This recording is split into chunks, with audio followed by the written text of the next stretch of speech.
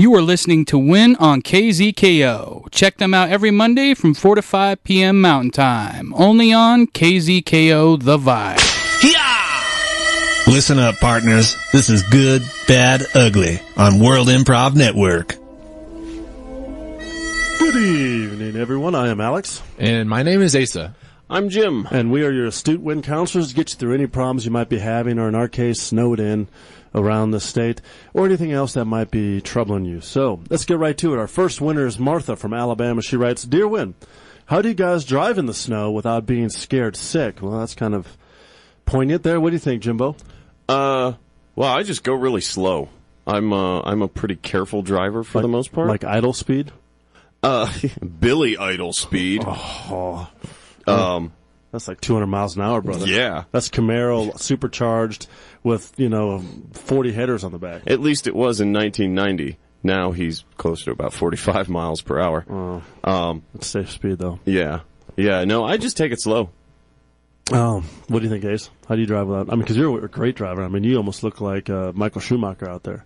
Before his accident, that is. I don't know who that is. The greatest Formula One driver of all time, 7-time champion, Michael Schumacher. No? Good for her. Good job, Schumacher. Yeah, and then he goes racing down the hill on skis and hits a rock, and he's been in a coma, and go figure, you can drive your whole life 200 miles an hour and not get in an accident and kill you, and then do something like that. Well, that is really interesting, because that's how I overcame my fear of snow, was skiing. Oh, really? But not in the traditional sense. I would ski in traffic. Oh. So it was kind of like water skiing, but in the snow on highways. Holding on to the bumper, or? No, we had like a cable with a hook to hold on to. That's very good. I mean, that's got to be the way from getting over driving in the snow. It worked for me. I'll say that. Right. Well, Martha, I think the only way to really do it is to get sick. So drink a lot, puke a lot, get sick, and then you're not worried about the snow on the ground or anything else around you. And if you make it home safely, then, of course, nothing went wrong. And so then you do it over and over and over again, and it shows to be a cycle of positive results, and also something that then you can carry as a life skill. So drink a lot, get sick, puke, and then drive in the snow.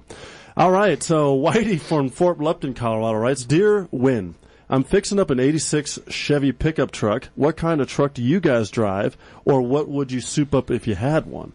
Ooh, Asa, what kind of truck would you soup up? What do you drive? Well, Let's tell the audience what kind of car you got here, buddy. Well, I don't drive a car. I walk most places. Or ski on the highway? Well, I only had to do that a couple times. Oh. That was just to overcome the fear. Now that the fear is overcome, I don't need to sweat it. So I walk. So if I were to pimp out my shoes, because those are my vehicles, basically, I'd probably get Skechers, the wheelies. Okay. That'd be pretty dope. Okay, so that'd be your truck. Yeah. Okay. Well, yeah, and I put a little basket, big enough for a roll of quarters. Oh. Or something on the back. That would be the bed. That's pretty cool. Truck I like bed. that idea. What do you think, Jimbo? I've actually always had a dream of pimping out an El Camino. Oh. Just that kind of metallic, shiny blueberry paint with a blood red interior. Ooh, blueberry and blood red. Yeah, Man. yeah.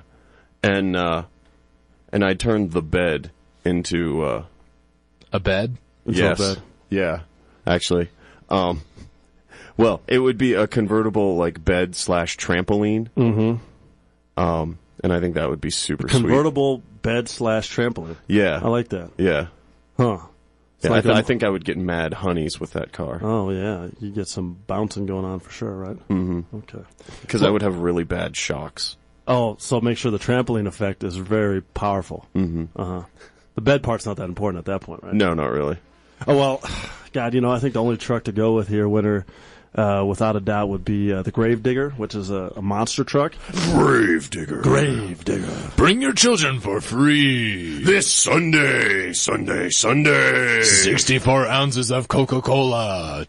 A 2-pound hamburger. Can you eat it all? If you can, it's free. And Fat Girl Ketchup Ranch to go along with your fry. And a Fat Girl Wet T-shirt contest after 9 p.m., 21 and over. Sponsored by PBR.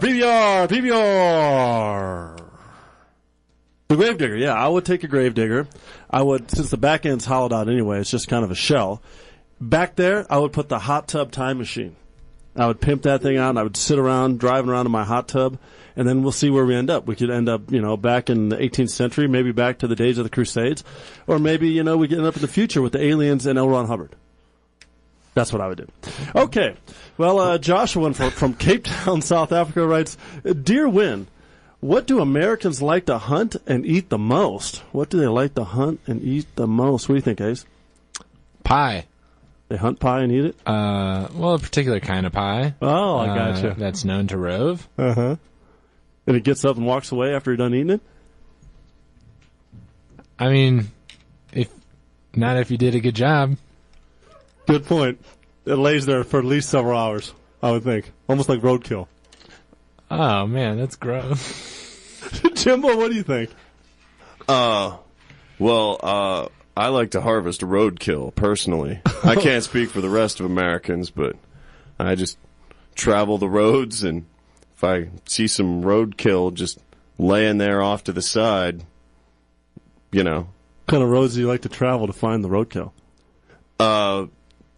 Wise, Okay, ones that have Ys. Okay. So yeah, how a road just kind of... forks? Mm-hmm. Yeah. I look for roadkill at the Y. That's a good place to look for one, and that's probably what the most efficient way of hunting is.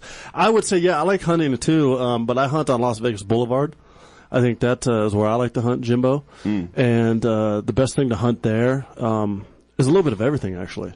It's like almost on a game reserve. It's almost like being in South Africa, for example, there, where you can eat kudu and you can eat ostrich and you can eat, buffalo and all kinds of other things. I'm sorry, what is kudu? Kudu looks kind of like an antelope with those cool, swervy, straight up pointed, circular, kind of, like a spiral staircase horns. Those are really cool. Yeah, and they taste good, too.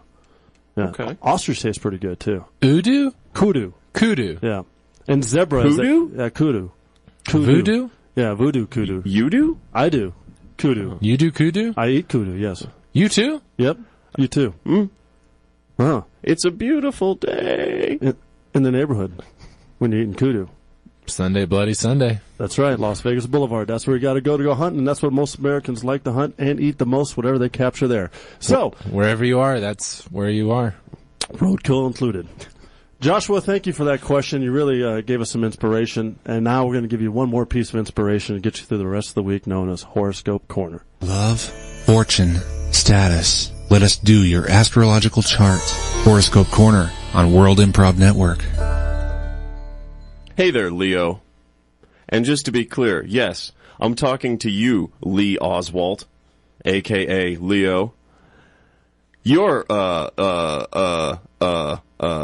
horoscope for this week is that things are going to go poorly for you, even though July is the month of Leo and Ruby is the birthstone of July. You should avoid all rubies, Lee Oswald. And the best way to do that is by going to the Win Facebook page and liking us, or going to iTunes and looking up the World Improv Network. Leave a review. Leave some stars, download, subscribe. Check us out on Twitter at World Improv Net. Look us up on YouTube. And if you do that and avoid rubies, maybe you'll stick around a little longer. Thanks for listening to Win on KZKO. Don't forget to interact with the cast by sending your suggestions for each segment throughout the week by hitting them up on Facebook at World Improv Network, Twitter at World Improv Net, or the Win KZKO blog. See you next week. You are listening to Win on KZKO. Check them out every Monday from 4 to 5 p.m. Mountain Time. Only on KZKO.